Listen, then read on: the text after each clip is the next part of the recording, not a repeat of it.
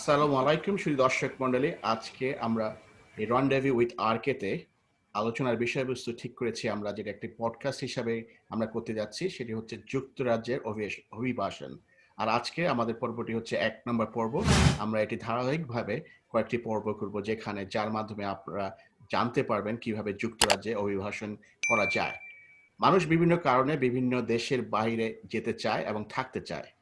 আর এই যাওয়ার মধ্যে যুক্তরাজ্যে হচ্ছে মানুষের অনেক আগ্রহ অনেক বেশি।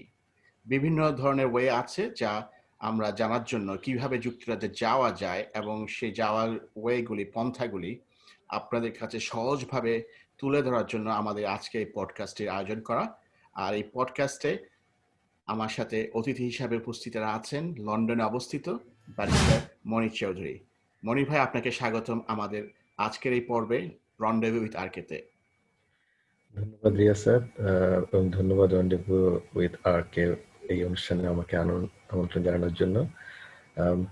আপনি বলেছেন যে কি কি ভাবে যুক্তরাজ্যে অভিবাসনের সুযোগ রয়েছে সে বিষয়ে আমি দর্শকদের আপনার মাধ্যমে এবং এই অনুষ্ঠানের মাধ্যমে দর্শকদেরকে আমরা জানানোর চেষ্টা করব যে কেমন করে আপনারা যুক্তরাজ্যে আসবেন এবং বিভিন্নভাবে থাকার কি কি সুযোগ রয়েছে সে সম্পর্কে আমরা আপনাদেরকে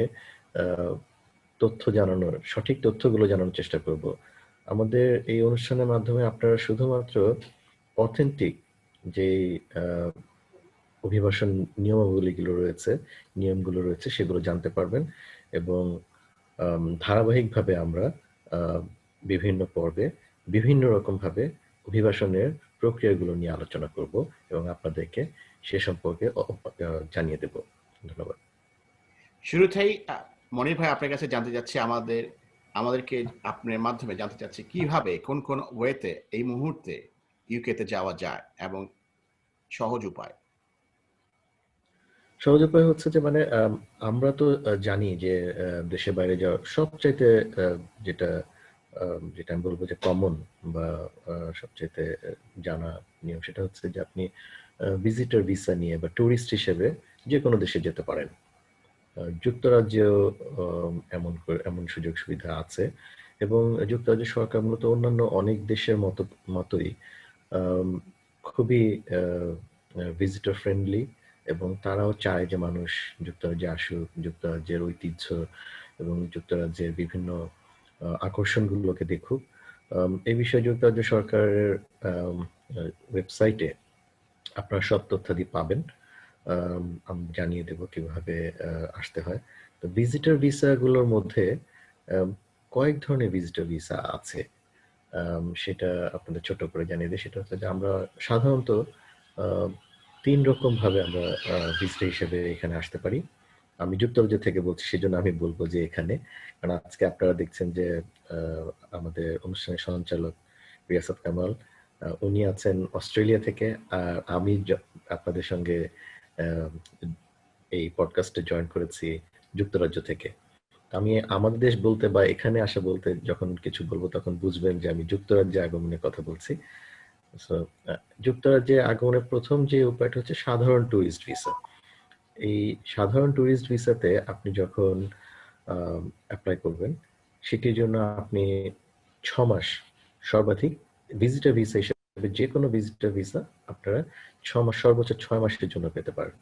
তবে আপনি যখন আবেদন করবেন তখন আপনি multiple visitor visa, multiple entry visa চাইতে পারেন। এটা 6 মাসের জন্য চাইতে পারেন, আবার 2 বছর, 5 বছর, 10 বছর মেয়াদীয় ভিজিটর ভিসা হতে পারে।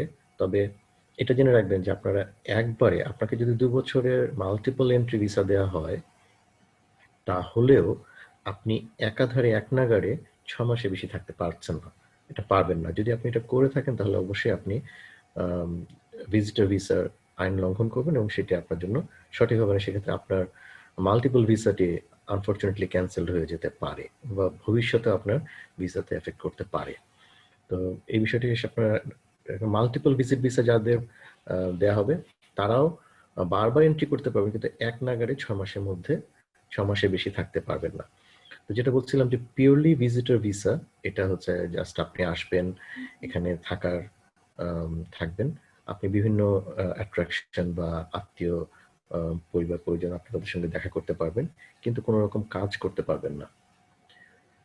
দ্বিতীয় যে উপায়টি রয়েছে সেটি হচ্ছে ম্যারেজ ভিজিটর বা to register your civil partnership অথবা ম্যারেজ। এই পারপাজে আপনি আসতে পারবেন যদি যুক্তরাজ্যে স্থায়ীভাবে বসবাসরত অথবা যুক্তরাজ্যের কোনো নাগরিক এর সঙ্গে আপনার আপনি সম্পর্কযুক্ত হয়ে যান। তাহলে আপনারা যদি এনগেজড থাকেন বা থাকে, তাহলে আপনি আপনাদের বিয়ে রেজিস্ট্রেশনের জন্য কিংবা সিভিল পার্টনারশিপ রেজিস্ট্রেশনের জন্য আপনি 6 মাসের ম্যারেজ ভিজিটর ভিসার জন্য আবেদন করতে পারেন। সেই ম্যারেজ ভিজিটর ভিসা আপনাকে এজন্য দেওয়া হবে যে আপনি যুক্তরাজ্যে আসবেন এবং আপনার ম্যারেজ বা সিভিল পার্টনারশিপ আপনি রেজিস্টার করবেন এবং তারপর আবার চলে যাবেন। এরপরে সেখান থেকে গেলে আপনার এই অনুযায়ী আপনি যে পরবর্তীতে আপনি সেটেলমেন্ট ক্যাটাগরিতে সেই বিয়ে হয়ে গেলে বা বিয়ে নিবন্ধিত হয়ে গেলে আবার সেই হিসাবে আসতে পারবেন। কিন্তু ভিজিটর ভিসাতে এসে, ম্যারেজ ভিজিটর ভিসাতে এসেও কিন্তু আপনি থেকে যেতে পারছেন না, আপনাকে বিয়ে রেজিস্ট্রি পরে আবার চলে যেতে হবে। তৃতীয় যেই পন্থাটা রয়েছে ভিজিটর হিসেবে আসার, সেটি হচ্ছে আপনি বিজনেস ভিজিটর বা আপনি বিভিন্ন রকম ব্যবসায়িক কাজে আপনি আসতে পারেন, বা বিভিন্ন অন্যান্য কাজও আছে। যেমন ধরেন আপনি কোনো কনফারেন্সে অ্যাটেন্ড করতে চান অ্যাজ এ গেস্ট, অথবা কোনো টেকনিক্যাল কোনো পারপাসে আপনি আসতে পারেন, অথবা আপনার অনেক সময় দেখা যাচ্ছে যে অনেক উচ্চ ডিগ্রিধারী বা কোনো বিশেষ যোগ্যতা সম্পন্ন ব্যক্তি আপনি হয়ে থাকেন, তাহলে আপনি হয়তো কোনো ভিজিটিং লেকচার হিসেবে বা ওই ধরনের কোনো ইউনিভার্সিটিতে বা কোনো প্রোগ্রামে এখানে অতিথি হয়ে আসতে পারেন, যেটার জন্য আপনি পেইড হবেন। তো এখানে এই আলাদা করে এই কথাটা বলছি যে এই ভিজিটর ভিসা আওতায় আপনি কিন্তু কাজের অধিকার পাবেন সংক্ষিপ্ত সময়ের জন্য। আপনাকে 1 মাসে বেশি ভিসা দেওয়া হবে না, যেটার জন্য আপনি কোনো কনফারেন্স অ্যাটেন্ড করতে পারেন, কিংবা 6 মাসে ভিসা দেওয়া হবে যদি আপনি ধরেন কোনো শর্ট কোনো কোর্সে বা আপনি কোনো টেকনিক্যাল ভিজিটে আসতে পারেন, অথবা আপনি কোনো ভিজিটিং লেকচার হিসেবে আপনি আসতে পারেন কোনো টক বা ইউনিভার্সিটিতে বা কোনো শিক্ষা প্রতিষ্ঠানে পড়ানোর জন্য। পিওর ভিজিটর ভিসা আর বিজনেস ভিজিটর বা শর্ট টার্ম এই ভিজিটর ভিসার সঙ্গে একটা পার্থক্য রয়েছে, সেটা হচ্ছে যে পিওর ভিজিটর ভিসাতে আসলে আপনি কিন্তু কাজের অধিকার পাচ্ছেন না। সেক্ষেত্রে আপনি মনে করেন যে আপনি যে কাজটিতে আসছেন সেখানে আপনি কোনো ধরনের সম্মানই পাবেন বা রেমুনারেশনের প্রশ্ন আছে বা শর্ট টার্ম হলো এমপ্লয়মেন্টের প্রশ্ন আসছে, সেক্ষেত্রে আপনার কিন্তু এই ভিসাটা অবশ্যই আবেদন করতে হবে এই ভিসা ক্যাটাগরিতে। নতুবা আপনি সাধারণ ভিজিটর হিসেবে এসে কিন্তু এই সুযোগটা পাবেন না। আপনারা হয়তো শুনে থাকবেন যে কিছুদিন আগে সিঙ্গাপুর থেকে আমাদের বাংলাদেশি বংশোদ্ভূত একজন স্বনামধন্য ব্যক্তি, তিনি বাংলাদেশে ট্যুরিস্ট ভিসা নিয়ে এসেছিলেন এবং একটি বিশ্ববিদ্যালয়ে উনি অধ্যাপনার সঙ্গে যুক্ত হয়ে পড়েছিলেন। তো পরবর্তীকালে যখন হয় তাকে এটা পাওয়া যায়, তখন তাকে সরকার আর ভিসা দিতে অস্বীকৃতি জানায় এবং একটা জটিলতা সৃষ্টি হয়। তো তিনি জানতেন না যে সাধারণ ভিজিটর ভিসাতে এসে তিনি যে কোনো পেইড এমপ্লয়মেন্ট টেক করতে পারেন না। এটা মোটামুটি পৃথিবীর সব দেশেই এরকম ভাবে প্রযোজ্য। তো এই হচ্ছে 3 ধরনের ভিজিটর ভিসা। তো এছাড়াও আরো ভিজিটর ভিসা আছে যেগুলো রাষ্ট্রীয় অতিথি হিসেবে আপনি আসতে পারেন, তারা যদি আপনাকে ইনভাইট করে। বাট মূলত এই 3টে ক্যাটাগরিতে ভিজিটর এসে থাকেন। দ্বিতীয় যে বিষয়টা হচ্ছে সেটা ক্যাটাগরি, সেটা হচ্ছে আপনি টেম্পোরারি বা সিজনাল ওয়ার্কার হিসেবে আসতে পারেন। যুক্তরাজ্যের বিভিন্ন সিজনে টেম্পোরারি বা সিজনাল ওয়ার্কার হিসেবে থাকার বা আসার কাজ করার অনুমতি দেয়। আরেকটি হচ্ছে যে টেম্পোরারি ওয়ার্কার হিসেবে গভর্নমেন্ট অথরাইজড এক্সচেঞ্জ ভিসা বলে একটা ভিসা আছে। যেটিকে আমরা টিআর 5 ভিসা বলে থাকি, সেই ভিসাতে আপনি 1 বছরের জন্য আসতে পারেন। আর কোনো ওয়ে আছে এছাড়া? হ্যাঁ, অবশ্যই আরো অনেক অনেক গুলো ওয়ে আচ্ছা, আছে। আরেকটা যেটা হচ্ছে যে ওয়ার্কার, যেটা যারা ওয়ার্কার যারা আছে, স্পেশালি যারা বাংলাদেশের যে কারি বিজনেস লন্ডনে আছে, এবং কেউ যদি রেস্টুরেন্টের জন্য নিয়ে যেতে চায় বাংলাদেশ থেকে, তাদের ওয়েটা কি? তারা কোন কোন আম, কন্ডিশনে পড়বে? এটা হচ্ছে যে কোনো ধরনের, মানে 6 মাসের বেশি যে কোনো ধরনের কাজ, এটাকে আমরা লং টার্ম ওয়ার্ক ভিসা, যেটার মাধ্যমে যেটা আমরা বলবো যে skilled worker, visa. Temporary worker যেটা গভর্নমেন্ট অথরাইজড এক্সচেঞ্জ ভিসা আছে, সেটি টিআর 5 এর আন্ডারে আপনি সর্বোচ্চ 1 বছরের ভিসা পাবেন। আর এর অধিক সাধারণত 5 বছর মেয়াদি, 2.5 বছর করে 5 বছর মেয়াদি ভিসা দেওয়া হয়, সেটি হচ্ছে লং টার্ম ওয়ার্কারদের জন্য।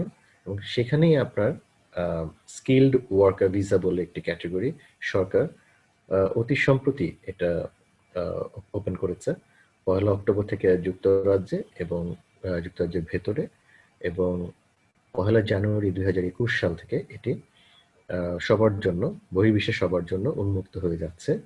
এবং এই বিষয়ে, এই স্কিল্ড ওয়ার্কার ক্যাটাগরি বিষয়ে আমরা বিস্তারিত আরেকটি পর্বে আপনাদেরকে জানাবো আশা রাখছি। কারণ এটি এমন একটি সুযোগ, আপনারা জানেন যে যুক্তরাজ্য অতি সম্প্রতি 2020 জানুয়ারিতে ইউরোপিয়ান ইউনিয়ন থেকে বের হয়ে গেছে। এই ইউরোপিয়ান ইউনিয়ন থেকে বের হয়ে যাওয়ার পর থেকে এখন এদেশে সরকার আশঙ্কা করছে যে একটা স্কিল্ড ওয়ার্কার শর্টেজ হতে পারে। তো এই স্কিল্ড ওয়ার্কার শর্টেজের কথা মাথায় রেখে, এবং তারা নতুন করে তাদের ওয়ার্ক সিস্টেমটাকে ঢেলে সাজিয়েছে। তো যার ফলে আগে যে টিআর 2 ওয়ার্ক সিস্টেম ছিল, সেটিকে এখন নতুন করে স্কিল্ড ওয়ার্কার ভিসা হিসেবে নামকরণ করা হয়েছে। এবং এর আওতায় আমাদের রেস্টুরেন্ট থেকে শুরু করে আরো অনেকগুলো ক্যাটাগরিতে আপনাদের যুক্তরাজ্য অভিবাসনের সুযোগ তৈরি হয়েছে। আমরা এই বিষয়ে আপনাদেরকে বিস্তারিত জানাবো আরেকটি পর্বে, এই আশা আমরা করছি। তবে এটুকু আমরা জানাতে চাই যে, মানে আপনারা যেমন তৈরি হয়েছে, তেমন এখানে কিন্তু প্রতারণার সুযোগও কিন্তু অনেক তৈরি হয়েছে। আপনারা অবশ্যই এখানে খেয়াল রাখবেন যে আপনাদেরকে যে চাকরির যে সুযোগের কথা বলে বিভিন্ন ধরনের প্রলোভন দেখিয়ে টাকা পয়সা হাতিয়ে নেওয়ার একটা হয়, আমরা এটা জানি বা জেনেছি। তো এক্ষেত্রে সতর্ক থাকবেন, এবং আপনি আপনার ভিসাটা যাতে অ্যাপ্রুভড হয়, শুধু তো আবেদন করলেই হবে না, আপনাকে যুক্তরাজ্যে সরকারের থেকে ভিসাটা পেতে হবে। এই বিষয়ে আমরা আপনাদেরকে আশা করি যে আমরা আপনাদের সঠিক তথ্য এবং কেমন করে করবেন সেই বিষয়ে আমরা আরেকটি পর্বে আলোকপাত করতে পারবো। স্কিল্ড ওয়ার্কার ভিসাটা অবশ্যই আমাদের জন্য একটা বিরাট সুযোগ। আমাদের সাধারণ মানুষ থেকে শুরু করে উচ্চ স্কিল, হাইলি স্কিল্ড ওয়ার্কার আছে আমাদের দেশে অনেক। আমাদের ট্যালেন্ট আছেন যারা যুক্তরাজ্যে আসার সুযোগ পাবেন, বিশেষ করে ইউরোপিয়ান ইউনিয়ন থেকে বের হয়ে যাওয়ার পরে এখন কিন্তু ইউরোপের নাগরিক এবং আপনার আমার মধ্যে আর কোনো বিভেদ থাকছে না। তাদেরকেও একইভাবে একই প্রক্রিয়া ওয়ার্ক পারমিট নিয়ে আসতে হবে। এবং এক্ষেত্রে একটা, আমি বলবো যে বিরাট একটা লেভেল প্লেইং ফিল্ড ক্রিয়েট হয়েছে। যে সুযোগটি হচ্ছে যে আগে ইউরোপিয়ান নাগরিকরা কোনো ধরনের ওয়ার্ক পারমিট ছাড়াই সরাসরি যুক্তরাজ্যে চলে আসতে পারতেন, এবং তাদের স্কিল্ড ওয়ার্কারদের কিন্তু একটা প্রায়োরিটি ছিল যে তাদের কোনো ভিসা লাগতো না। তো সেক্ষেত্রে অবশ্যই এমপ্লয়ারও চাইতেন যে আপনি কোনো ধরনের ওয়ার্ক পারমিট ইস্যু না করে আপনি এক্ষেত্রে যেহেতু ইউরোপিয়ান ইউনিয়নের নাগরিকদের এই সুযোগটা আর থাকছে না, সেক্ষেত্রে আমাদের জন্য কিন্তু থার্ড কান্ট্রি ন্যাশনাল বলি আমরা, যারা ইউরোপিয়ান ইউনিয়নের বাইরের নাগরিক, তারা কিন্তু আগে ডিসঅ্যাডভান্টেজের সম্মুখীন হতেন। আমি বলবো যে তাদের ক্ষেত্রে অনেক ডাক্তার ছিলেন যারা ইউরোপিয়ান ইউনিয়নের নাগরিকদের কারণে এখানে অনেক সুযোগ বঞ্চিত হয়েছেন। অনেক নার্স ছিলেন বা আরো অন্যান্য স্কিল ছিলেন, তারা কিন্তু এখন যুক্তরাজ্যে আমি বলবো যে ক্ষেত্র বিশেষে অগ্রাধিকার পাবেন। বিশেষত আমি বলবো যে স্কিল যেহেতু ইকুয়াল, বা কখনো কখনো আমাদের ডাক্তারদের স্কিল আমি বলবো যে বেশি। হ্যাঁ, তাদের তাদের কিন্তু আগে একটা ওয়ার্ক পারমিটের জটিলতার কারণে এখানে এমপ্লয়াররা বা এনএইচএস প্রেফার করতো না। তো সেক্ষেত্রে আর স্কিল শর্টেজও আছে। এটিও একটি ভালো একটা রিজন যে মেডিকেল প্রফেশনালে আমরা এটা পরে আরো আরেকদিন একটা পর্ব করার আশা রাখি যে মেডিকেল প্রফেশনালস কিভাবে এদেশে বা যুক্তরাজ্যে আসবেন। এই ক্ষেত্রেও কিন্তু একটা বড় সুযোগ আমরা পাচ্ছি 1 জানুয়ারি থেকে। তো তার মানে অনেকগুলো এখন রাস্তা অনেক ওপেন হয়ে গেছে ইংল্যান্ডে যাওয়ার জন্য বা ইউকেতে যাওয়ার জন্য। অনেকগুলো রাস্তা, রিয়াসাত, অনেকগুলো রাস্তা ওপেন হয়েছে। এজন্য বলবো যে আগে কিন্তু ইউরোপিয়ান ইউনিয়নের 27টি দেশের নাগরিক কোনো ধরনের ওয়ার্ক পারমিট ছাড়া যে কোনো সময়ে যুক্তরাজ্যে প্রবেশ করতে পারতেন এবং ইনডেফিনিট টাইমের জন্য থাকতে পারতেন। তো তাদের ক্ষেত্রে পাশাপাশি আরেকটা জিনিস ছিল যে তাদের যে কোয়ালিফিকেশন সেটা কিন্তু ইউকেতে অ্যাপ্রুভড হওয়ার দরকার ছিল না।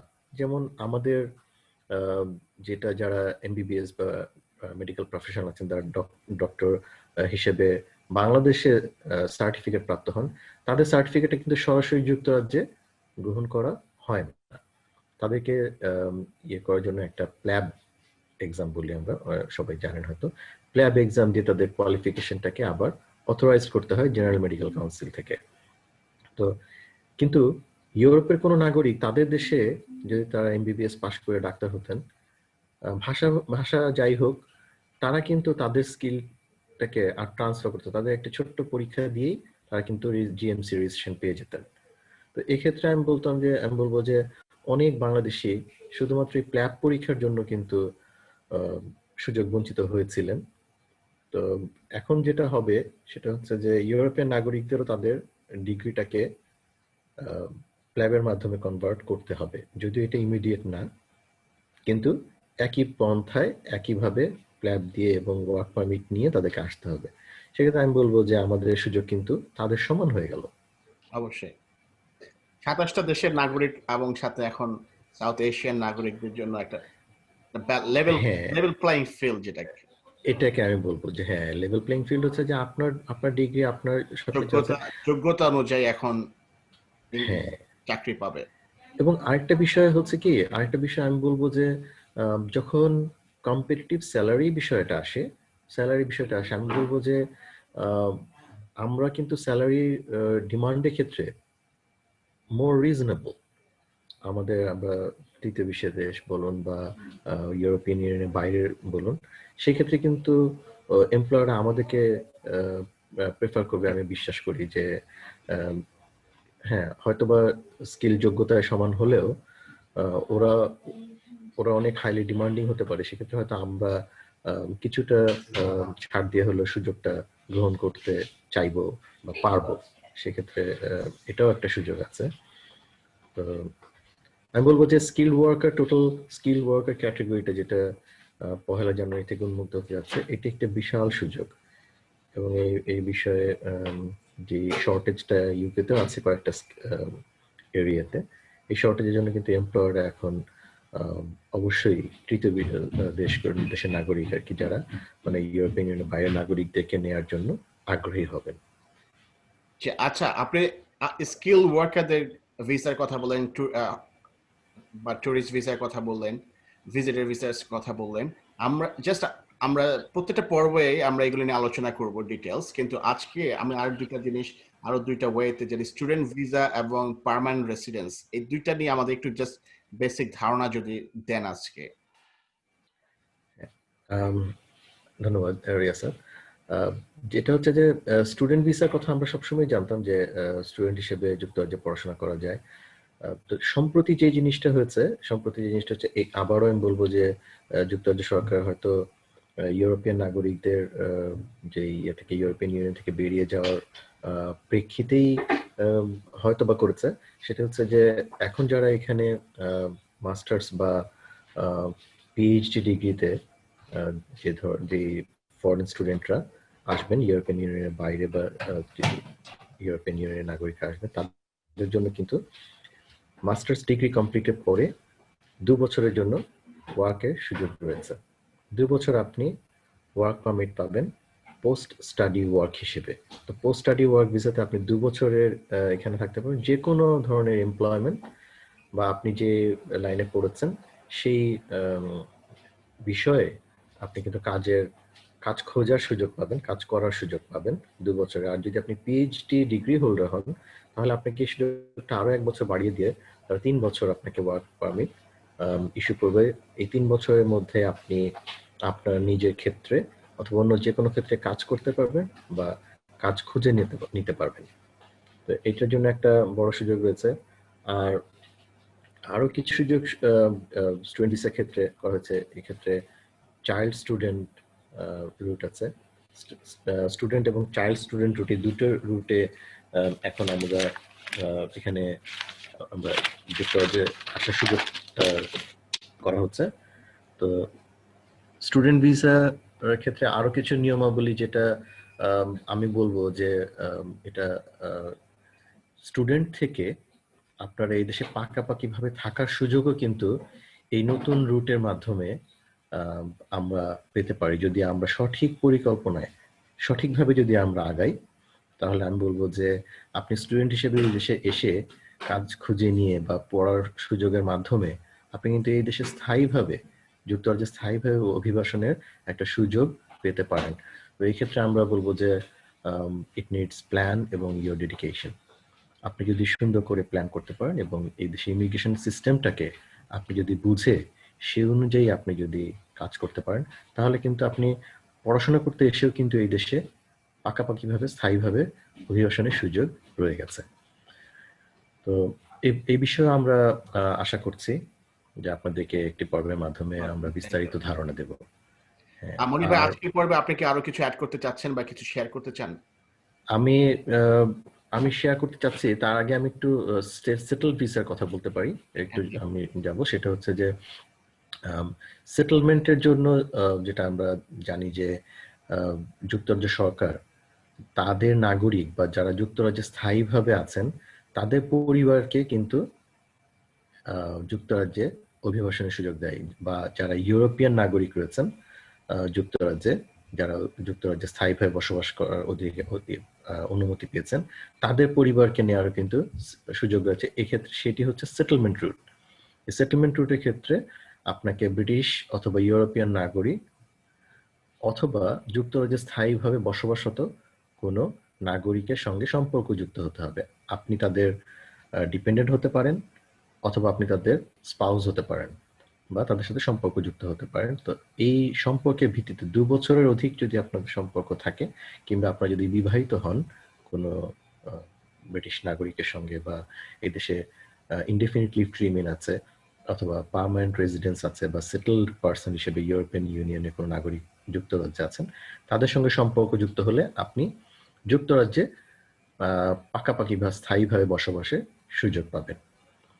এছাড়াও আরেকটা বিষয় আমরা রিয়াসাত আমরা আলোকপাত করবো আশা রাখি, সেটা হচ্ছে যে আপনি যদি ইনভেস্ট করতে চান অ্যাজ অ্যান ইনভেস্টর, অথবা আপনার যদি কোনো ইনোভেটিভ বিজনেস আইডিয়া থাকে, সেগুলোর জন্য কিন্তু যুক্তরাজ্য সরকার আপনাকে এই দেশে আসার এবং আপনাকে ইনভেস্ট করার বা এই দেশে ইনোভেটিভ বিজনেসটা স্টার্ট আপ করার জন্য কিন্তু একটা রাস্তা সম্প্রতি ওপেন করেছে। ইনভেস্টর হিসেবে আসার সুযোগ সবসময় ছিল, কিন্তু ইনোভেটর বা স্টার্ট আপ ভিসা এটা একটা নতুন অতি সম্প্রতিটা খোলা হয়েছে।